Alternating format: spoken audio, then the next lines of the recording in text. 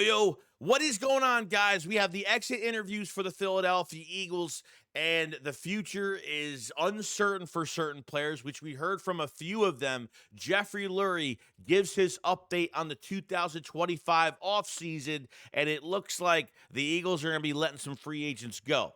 And there'll be a couple guys that aren't going to be re signed here. He's already given us that clue, and we're going to talk about more of that. So let's get straight into it.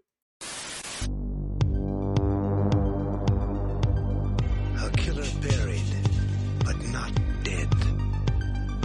Darren, we better turn around. Because I've seen enough horror movies to know any weirdo wearing a mask is never friendly. Yo, what is going on, guys? I hope it's having a fantastic day. Today's video is sponsored by BetUS. Go check them out if you guys have not. So, the Eagles have had their exit interviews on Thursday. Jeffrey Lurie gives a huge update on the Philadelphia Eagles, okay? So, I'm going to try not to confuse everybody because I'm going to be going back and forth on a lot of things here, okay? Now, this was behind the scenes by Zack Baun. Said the Eagles are still in celebration mode this week, especially with the parade on Friday. They'll clean out their lockers and have the final team meeting on Thursday. But internally, they're bracing for some difficult decisions this offseason. Says that Jeffrey Lurie said the Eagles are preparing for compensatory picks in 2026. That should be a hint that they know they'll lose key free agents and they won't make as many big signings on the unrestricted market. Okay, so number one, the Eagles really don't have a lot of big moves they have to make going into the 25 offseason. Offensively, it's really just Mekhi Becton. Their Mekhi Becton decision, we'll see what happens. I don't see him leaving, but we'll find out what happens. Everybody is pretty much locked up offensively. Don't have to worry about anything offensively going forward, okay? The defensive side of the ball is where we're kind of talking here, okay? With some key free agents, Zack Baun, Isaiah Rodgers, Milton Williams, Josh Sweat. There are some key ones here. The two main ones that I think are not going to be here next year or in this offseason, they're going to walk in free agency, is going to be Milton Williams and Josh Sweat. The Milton Williams being re-signed would be an interesting one to me because I just don't think it makes sense. Because Jordan Davis, I think you'll be able to re-sign him cheaper after this year, and Jalen Carter is going to get the bag. So signing Milton Williams right now, re-signing him before free agency or whatever, it absolutely makes no sense in my opinion. So I think Milton is going to walk. Josh Sweat re-signed on a one-year deal this year for what, 10 million, 10, 11 million fully guaranteed, whatever it was. Okay. So he really bet on himself this year, had a really good year. And because Nolan Smith is playing so well, the production of Jalix Hunt, I still think they need another piece there, but letting him go, I don't think is the worst move at all possible. Now, you get compensatory picks. Howie Roseman loves the compensatory pick game. Like I said, third-round pick for Milton, fourth-round pick for Josh Sweat. You look at this, and obviously this is for 26, the 26 draft, where the Eagles have a first-round pick. The Eagles have a second-round pick. So potentially they could have 3 third-round picks, okay, and 2 fourth-round picks, okay, going into the 26th draft. Obviously, the Eagles have the third-round conditional from the New York Jets from the Hassan Reddick trade. It was a 26th third-round conditional that could have turned to a second-round pick, but Hassan Reddick didn't get 10-plus sacks and had over 60-something% of the snaps. Whatever the rules were, it didn't happen. So the Eagles are stuck with the Jets' third-round conditional, which should be a good pick. So we've seen in the past where Howie Roseman has made trade back a first-round pick to get another first-round pick for the next year. He's done that before, and obviously it has done wonders for us to make moves like this. This year for the Eagles in 25, the offseason in 25 for the Eagles, this is going to be based on restructures. I think Jalen Hurts' contract, they might restructure it. Dallas Goedert's contract is going to be interesting.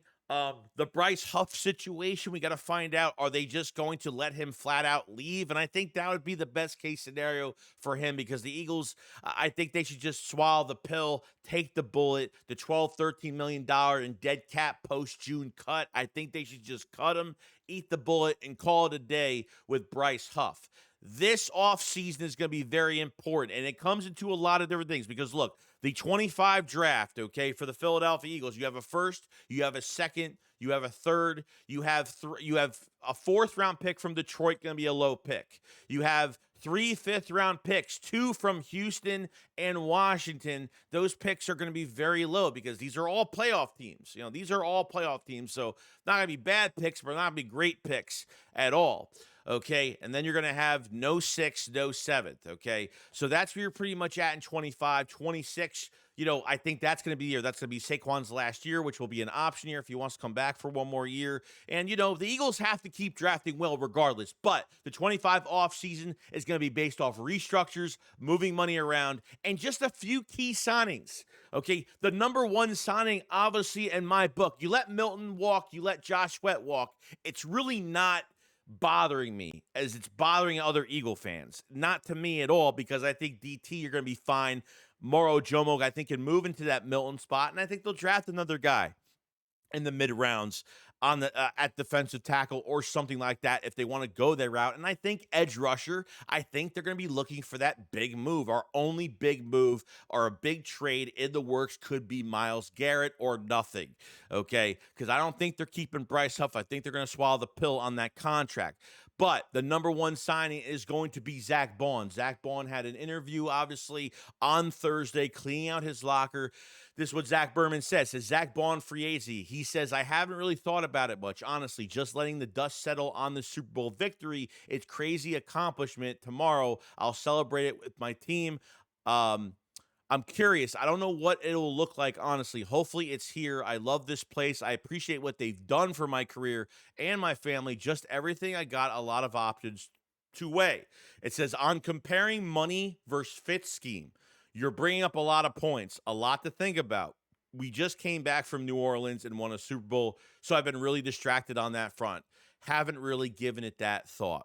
This is going to be the first time in his career where he's going to have an agent that's going to be like, this is big for his family. This is a big financial. This is a big thing. This is a big first contract at 28 years old for Zack Baun. The number one signing is Zack Baun. This is more than Mekhi Becton. This is more than Josh Sweat and Milton Williams combined. This is an all-pro player, okay? We don't know what this guy's going to look like. If the Eagles let him walk, we don't know what this guy's going to look like somewhere else. Is he a Vic Fangio scheme fit type guy? And, is he only going to fit? Is he only going to play well under Vic Fangio? And that comes a lot into it as well. I think the Eagles have to swallow the pill, and they got to pay him. They got to pay him. There's no ifs, ands, or buts about it. I know people in the comment section are going to say, well, why didn't they sign him during the year? Howie Roseman, during the Super Bowl week at the media day, the media night, he did talk about why he doesn't sign guys in season. Because it causes distractions. One guy gets paid, another guy's going to say, well, you got paid. Why didn't I get paid yet? It's going to cause a lot of distraction, and the focus, you're going to take your eye off the ball when you start doing stuff like that. So I totally respect what Howie Roseman had to say about this, okay? But the number one, I'm talking number one signing. I'm not exaggerating, guys. Like, I don't care about nothing else. Zack Baun is the number one signing to the Philadelphia Eagles. Do not turn this into another TJ Edwards situation, okay? And number two, look, you not only can you bring him back, you could bring Oren Burks back if you want to. Oren Burks, he might not have success somewhere else. He's going to get a lot of attention as a free agent because he came in and did a good job when Nakobe Dean was out. But Ben Van Sermon's coming off a knee injury. He got hurt, I think, the week of the Ravens game. He's coming off a knee injury. And this patellar tendon injury with Nakobe Dean, this is a serious injury. He's not back until October, November, guys. He's not going to be back by OTAs. So it's if Baun leaves, and look, Trotter Jr., I think he's going to be a good player for us. The problem is you can't just if you want to compete next year, you can't let talent walk right out the building, right out the door like that with Zack Baun. You just can't let that happen. So if the Eagles could sign every player back except Zack Baun, and I will put a hole in my wall. That's how important I think this signing is. The Eagles have been looking for a linebacker. Okay, it's too bad Zack Baun isn't 23, 24 years old. That he's younger. You can get 3 solid years out of him. Pay this man what he wants. Restructure. This is going to be a restructure. Move money around type year to repeat. Okay? But you have to hit the draft. obviously, and you have to make good decisions for the future for more draft capital. And I think Howie is going to do both of those. So, like I said, it's all about money maneuvering this season to get to repeat and go back. Because I think they could re-sign besides Josh Sweat and Milt, because I think the compensatory pick game is way too important. Okay. I think they can afford to sign everybody else. I honestly do. I honestly think they can and do this thing yet again another year. So, Zack Baun, like I said, like I'll be praying to the gods every day to hope, and he wants to be back. There's like, when you get into a good situation like Mekhi Becton, Zack Baun, these are guys that have been with bad franchise that either never used them well or they were never respected, and look where they're at. AJ Brown, another one. I mean, it's just insane, man. You got to keep that in the building. Zack Baun is the number one highlight in my opinion. Okay? The 2 drafts coming up, 25 will be an important draft for the Eagles. This is an important one. They got to hit on a few of those picks this season.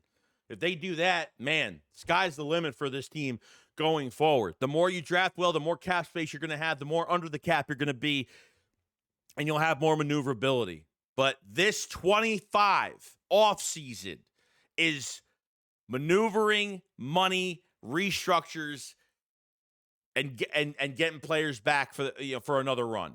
That this is what this year is for, with a big move possibly looming.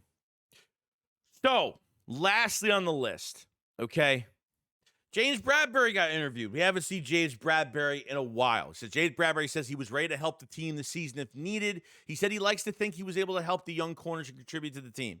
He said, quote unquote, I'm going to get a ring. I can always say I'm a Super Bowl champion. Good for him, bro. I know we joke around, say, is Bradberry on the team during the season? We would laugh about it.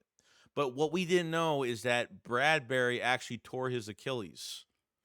I had no idea. Like, I don't think we saw any news that Bradberry tore his Achilles. It said like 7 to 9 weeks or something like that. So obviously he came back because he got hurt real early. Okay.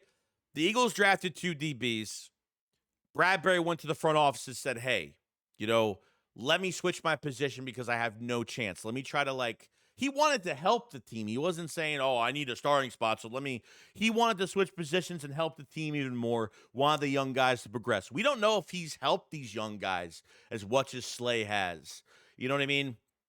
I don't give Bradberry any disrespect, bro, because he did a hell of a job for us in 22.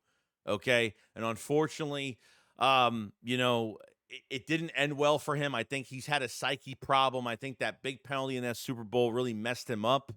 And he just really hasn't been. And obviously, this defense last year was non-existent. No player played well. So I can't single Bradberry out for none of it. Maybe, he's getting ready. Apparently, from what he said, he just said, I'm good to go for OTAs. He's ready to go. But the problem is he's got a big salary right now. So what do they do with that? He's got a big salary. He's still on his big 3-year deal when the Eagles skipped on Chauncey, when Chauncey wouldn't re-sign back, when that weird thing was going on, and they decided to re-sign Bradberry. They signed Bradberry to 12, 13 a year, where he could have got 15, 16 somewhere else. So all respect to Bradberry, man, because we never heard his name during the season of him wanting playing time or anything like that. He hasn't been any distraction whatsoever. So props to him. He's a Super Bowl champion in his career, and that's all that matters. And if he's here for OTAs and they restructure his contract, or if they move his money, if they takes a pay cut, I don't know what's going to happen. But if he's here, then great. It's another veteran that's in the building. So it's not bad to have depth if that's the case going forward. So we'll see what happens with James Bradberry, but I thought that was interesting. And Achilles injury, did not know that. So that's a very serious injury, and obviously came back from it. And, he felt like he would contribute, and, they didn't really need him, to be honest with you, especially at safety, So we'll see what happens if he's still on the roster by next year. We'll see what happens in that regard going forward. So that was a little sneak peek, a little bit of rumors on what the 25 offseason is going to look like, what the 25 and 26 drafts look like, and obviously compensatory picks for the Philadelphia Eagles. Howie Roseman loves the compensatory pick game, and if that's the case, goodbye Josh Sweat for a 4th, and goodbye Milton Williams for a 3rd-round pick for 26. So Like I said, it's Zack Baun, and that's like my main focus right now. This is a year to get back and repeat, and you're just going to move money around, and Howie Roseman could do it, and I have no issue with that whatsoever. You let me know in the comment section below, who do you think the Eagles will keep? Who do you think the Eagles are going to let walk in free agency? Would you let Milt Williams or Josh Sweat walk? Who is your number one free agent signing right now you want signed right now, signed yesterday? You guys let me know in the comment section below of what this offseason is going to look like for the defending Super Bowl champions. And I will see you guys next one. Make sure you subscribe to the channel for what Eagles lose every single day. And make sure you like the video because that helps out the channel out tremendously. I will see you guys on the next one. Shake squad up. Fly Eagles fly. Peace out, guys. Peace, peace.